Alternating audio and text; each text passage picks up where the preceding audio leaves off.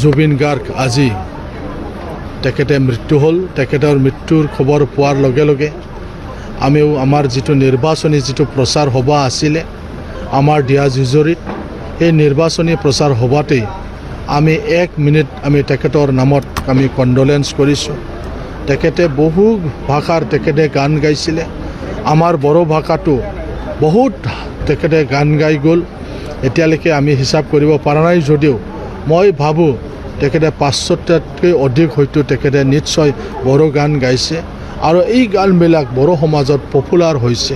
সেইকাৰণে এজন বড়ো হিচাপে বড়োসকলৰ ফালৰ পৰাও তেখেতৰ মৃত্যুত আমি গভীৰ শ্ৰদ্ধাঞ্জলি জ্ঞাপন কৰিছোঁ।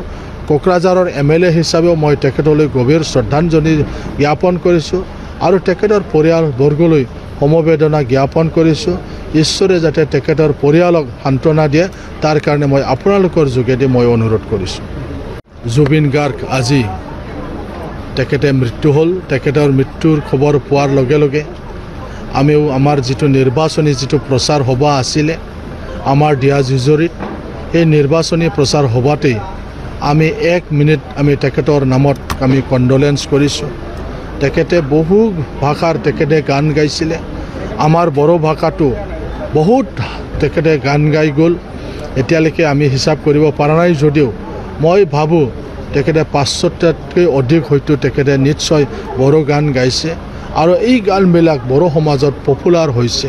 সেইকাৰণে এজন বড়ো হিচাপে বড়োসকলৰ ফালৰ পৰাও তেখেতৰ মৃত্যুত আমি গভীৰ শ্ৰদ্ধাঞ্জলি জ্ঞাপন কৰিছোঁ। কোকৰাঝাৰৰ MLA হিচাপেও মই তেখেতলৈ গভীৰ শ্ৰদ্ধাঞ্জলি জ্ঞাপন কৰিছোঁ আৰু তেখেতৰ পৰিয়ালবৰ্গলৈ সমবেদনা জ্ঞাপন কৰিছোঁ। ঈশ্বৰে যাতে তেখেতৰ পৰিয়ালক সান্তনা দিয়ে তাৰ কাৰণে মই আপোনালোকৰ যোগেদি মই অনুৰোধ কৰিছোঁ।